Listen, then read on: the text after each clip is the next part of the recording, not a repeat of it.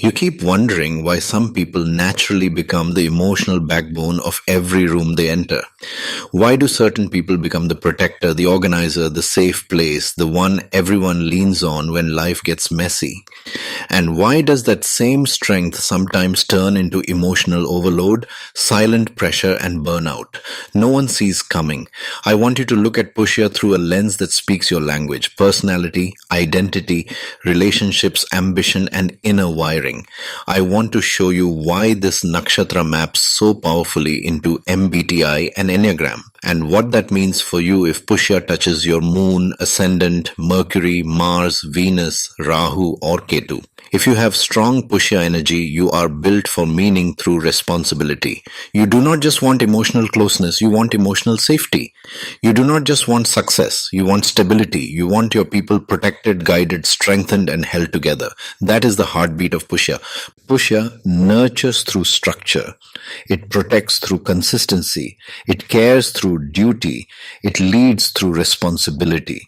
So when I connect Pushya with Enneagram Type 2, Type 1, and Type 9, and with MBTI patterns like INFJ, ENFJ, and ISFJ, I am describing a real psychological pattern. If Pushya were a sentence, it would say this: I will make sure life is safer, steadier, and better for the people I care about. That one sentence explains almost everything. And if you are young and still trying to understand yourself, this matters even more, because Pushya is not just about labels. It reveals how you love, how you lead, how you handle pressure, and what future feels meaningful to you.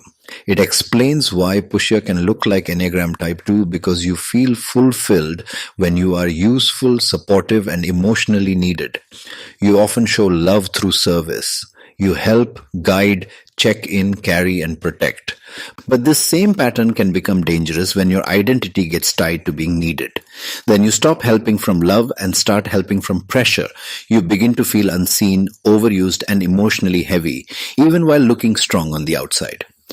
It also explains the Type 1 connection. Pushya does not only care, it wants to care correctly.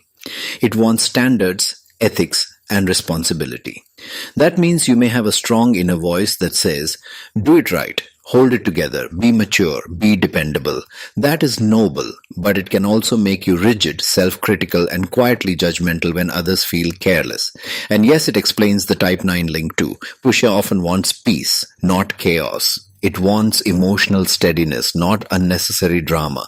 You might be the one who calms people down, absorbs tension, and tries to keep life functional. But the shadow is real.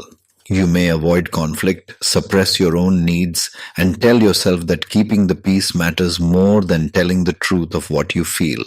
Now let us bring in MBTI. ISFJ is one of the clearest Pushya expressions. ISFJ energy protects, preserves, supports, remembers, and serves with real devotion. It does not need to be loud to be powerful. It becomes powerful by being reliable. If your Pushya energy is strong, you may not always be the flashiest person in the room, but you are often the one who keeps the room from falling apart. ENFJ is Pushya in its visible leadership form. This is what happens when your care becomes social direction. You guide a group, you lift morale, you organize people, you mentor, you inspire while still keeping a nurturing core. This is why Pushya often shines in teaching, counseling, team leadership, administration, and community building. INFJ is the deeper, more inward Pushya expression. This is the wise protector. This is the quiet guide. This is the person who senses what people need beneath their words. If you have this form of Pushya, you may feel like you are always reading emotional patterns and wanting to help people grow into a stronger version of themselves. So what is the core formula here? Pushya wants to nourish through order. Pushya wants to protect through responsibility. Pushya wants to guide through emotional intelligence. Pushya wants to build security that lasts. That is why this nakshatra can produce caregivers, teachers, mentors, managers, counselors, administrators, healers, guides, and stabilizers. But I need to say something direct to you. Your greatest strength can become your greatest trap. When Pushya is immature or wounded, you may overgive, overfunction, overcarry, and over-identify with being the strong one. You may become the person who helps everyone but never asks for help. You may become the person who holds the family together while privately feeling tired, resentful, and emotionally unfed. That is why house placement matters. The house shows where this Pushya energy becomes active in your life. If Pushya is in the first house, you carry this energy in your identity. People will feel your steadiness. They may trust you quickly. You can look mature even when young. If Pushya is in the fourth house, home, family, belonging, and inner peace become major themes. You may become the emotional pillar of the household or build spaces where people feel safe. If Pushya is in the sixth house, service becomes a real-world mission. This is excellent for healthcare, support systems, management, counseling, disciplined work, and helping people through difficult routines. But this is also one of the strongest burnout placements if boundaries are weak. If Pushya is in the seventh house, you bring care into relationships. You may seek loyalty, dependability, emotional maturity, and commitment. But be careful not to become a parent to your partner. If Pushya is in the eighth house, Pushya can become a crisis healer. You may support people through pain, trauma, intimacy, transformation, or hidden emotional struggle. If Pushya is in the ninth or 10th house, this energy turns into teaching, ethics, wisdom, visible leadership, administration, and public trust. If Pushya is in the 11th or 12th house, it supports communities, collective upliftment, healing, spiritual service, and behind-the-scenes care. Now let me show you what happens when specific planets sit in Pushya. If your moon is in Pushya, your emotional nature is built around care, protection, belonging, and responsibility. You may feel deeply fulfilled when others are safe, but you can also become emotionally overloaded by family or relational duty. If your Mercury is in Pushya, your mind becomes supportive, structured, and advisory. You may naturally think like a teacher, planner, or counselor. Your words can soothe, guide, and organize. If your Mars is in Pushya, your action becomes protective. You fight for people, not just against people. You may act like a defender, organizer, or disciplined team leader, but anger can build when your effort is not respected. If your Venus is in Pushya, you love through loyalty, consistency, and service. You want relationships that feel safe and real. You may express affection through effort, care, and emotional support more than dramatic display. If your Ascendant is in Pushya, your whole personality carries this imprint. People may read you as dependable, emotionally intelligent, caring, grounded, and mature. If Rahu is in Pushya, the desire gets intensified. You may hunger to become important through helping, guiding, protecting, or leading. This can create great social success, but it can also create a dangerous need to be indispensable.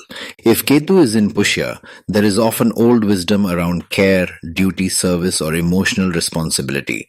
You may know how to support others naturally, but feel detached from being trapped inside obligation.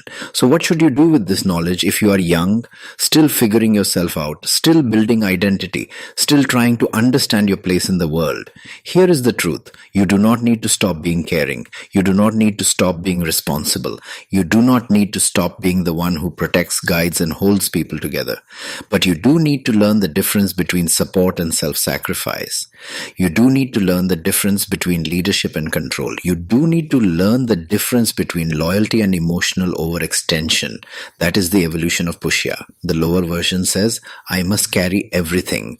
The higher version says, I create stability without losing myself. When you mature this energy, you become powerful in a rare way. You become the person who can build trust. You become the friend people can rely on. You become the teacher who actually changes lives. You become the partner who creates emotional safety. You become the leader who creates real support, real order, and real growth. That is why Pushya energy is so relevant for Gen Z and teens right now. In a world full of speed, confusion, emotional overload, and identity pressure, Pushya reminds you that real strength is not noise. Real strength is grounded care. Real power is emotional responsibility. Real leadership is the ability to create safety, direction, and growth for yourself and others. So if you see yourself in this nakshatra, do not reduce it to being nice. That is too small. You're not here just to be nice. You're here to build, guide, protect, and nourish in a way that leaves people stronger than you found them. And if you want to understand your own nakshatra, MBTI pattern, Enneagram style, house placements, and planetary signature at a much deeper level, get in touch with me for a deep personality reading. That is where we decode your inner wiring, your emotional patterns, your strengths, your blind spots, your relationship style, and the path that truly fits who you are. Because once you stop guessing who you are, you stop wasting energy. And once you understand your pattern, you can finally start using it with power.